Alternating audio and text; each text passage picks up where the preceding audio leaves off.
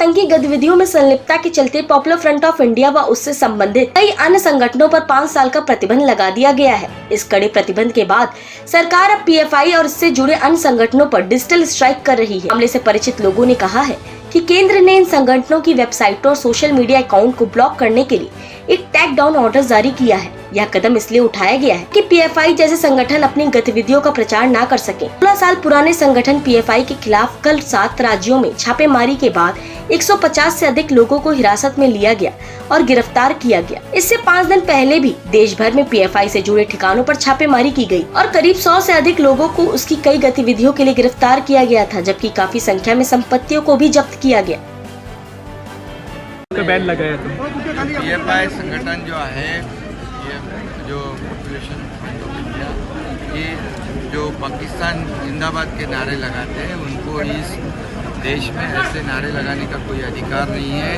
यह गृह विभाग पूरी तरह उनका बंदोबस्त करेगी और केंद्र सरकार ने जो निर्णय लिया है, योग्य निर्णय लिया है, इस देश में देशभक्तों का ये देश है, ये राज्य है, राष्ट्रभक्तों का है। यह देशद्रोही बयान किसी ऊपर कोई कर नहीं सकता है और वो साइन भी नहीं किया जाएगा। ओके सर, थैंक यू साहब। पीएफआई बैन को लेकर ओवैसी बोले, कोई मुसलमान अब अपनी बात रखेगा तो आप उसके खिलाफ यूएपीए का कानून लगा देंगे। एआईएमआईएम चीफ असदुद्दीन ओवैसी ने पीएफआई पर 5 साल के बैन के फैसले की निंदा की है। हालांकि उन्होंने स्पष्ट किया कि उनका रुख पीएफआई के पक्ष में भी नहीं। उन्होंने कहा, इस तरह का कठोर प्रतिबंध खतरनाक है क्योंकि यह हर उस मुसलमान पर प्रतिबंधित है जो अपने मन की बात कहना चाहता है। उन्होंने ट्वीट किया, जिस तरह से भारत की चुनावी निरंकुशता फांसीवाद के करीब पहुंच रही है, भारत के काले कानून यूएपीए के तहत अब हर मुस्लिम युवा को पीएफआई पैम्फलेट के साथ गिरफ्तार किया जाएगा।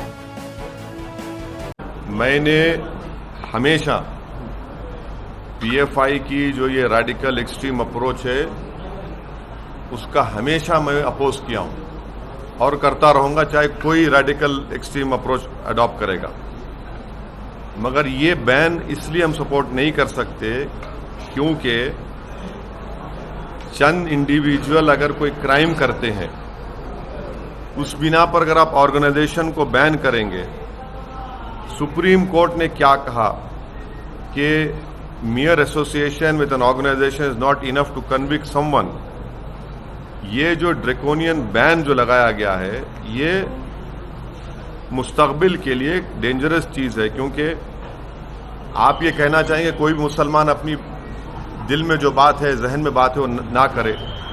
और जिस तरीके से हमारी इलेक्ट्रल जमहूरियत चल रही है, वो फाशिज्म के करीब जा चुकी है। तो अब कोई भी नौजवान मुसलमान अपनी बात को रखेगा तो आप एक पैम्फलेट निकाल देंगे पीएफआई का, और फिर वो जो काला कानून है यूएपीए का, उसको इस्तेमाल करेंगे। और इस यूएपीए के कानून में कई मुसलमान बरसों जेल में रहते हैं, उसके बाद कोर्ट उनको बरी करता है। मैं हमेशा यूएपीए को अपोज किया हूं और उसको अपोज करता रहूंगा, क्योंकि यूएपीए का कानून हमारे संविधान के प्रिंसिपल ऑफ लिबर्टी, जो हमारे संविधान के बेसिक स्ट्रक्चर का हिस्सा, उसके खिलाफ जाता है। ये जो केस होगा, इस तरह जो केसेस मुस्तकबिल में बुक होंगे, नौजवान उसमें बुक होंगे, तो वो सेम सिद्दीक कप्पन की टाइमलाइन को फॉलो करेगा और उनको 2 साल 3 साल लगेंगे बेल मिलने के लिए। हमारा सरकार से पूछना यह है कि ख्वाजा अजमेरी रहमतुल्लाह अलैह की दरगाह पर जो बॉम्ब ब्लास्ट हुआ था, जिसमें मेरे कॉन्स्टिट्यूंसी का एक टोली चौकी हकीम पेट का रहने वाला, उसकी मौत हुई थी, उसमें 2 लोगों को कन्विक्ट किया गया कोर्ट ने।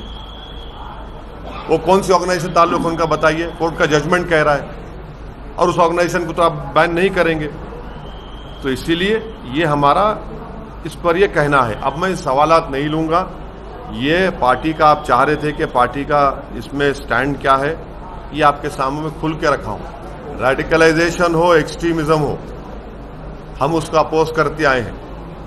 चाहे रेडिकलाइजेशन, एक्सट्रीम कोई भी करो, कोई ऑर्गेनाइजेशन करो, हम उसका अपोज करते आए हैं। मगर जब बैन कर रहे हैं तो इन चीजों को भी ध्यान में रखना चाहिए था। सर कुछ पॉलिटिकल पार्टी रांची के मेन रोड में मंदिर में तोड़फोड़, छावनी में तब्दील हुआ इलाका। नवरात्रि के दौरान राजधानी रांची में असामाजिक तत्वों ने सांप्रदायिक सौहार्द बिगाड़ने की कोशिश की है। रांची के मेन रोड मल्ला टोली स्थित एक मंदिर पर असामाजिक तत्वों ने हमला किया है। बताया जा रहा है कि असामाजिक तत्वों ने मंदिर में रखे प्रतिमा के साथ भी तोड़फोड़ किया है। वहीं इस घटना के बाद पूरे इलाके में भारी संख्या में पुलिस और सुरक्षा कर्मी तैनात कर दिए गए हैं। मौके पर पहुंचे बाबूलाल मरांडी ने कहा कि एक बार फिर राजधानी रांची में हेमंत सोरेन के तुष्टीकरण वाले कानून व्यवस्था की पोल खुल गई है। व्यवस्था मेन रोड स्थित महावीर मंदिर की प्रतिमा को असामाजिक तत्वों ने क्षतिग्रस्त कर दिया गया है। बाबूलाल जी क्या क्या नहीं, अभी तो आपने देखा कि एक तो पत्थर से मारा हुआ है, साफ दिख रहा है, चोट लगा है। तो निश्चित रूप से मैं ये कहूँगा कि जो भी असामाजिक तत्व है, पुलिस को बिना विलंब के सरकार को ऐसे अपराधियों को पकड़नी चाहिए। क्योंकि पिछले दिनों भी सड़क में जून में भी उत्पात लोग मचाया था और उस वक्त भी मंदिर को काफ़ी क्षति पहुंचाया था। वहाँ मंदिर उस समय हम आए थे, उस समय भी देखे थे।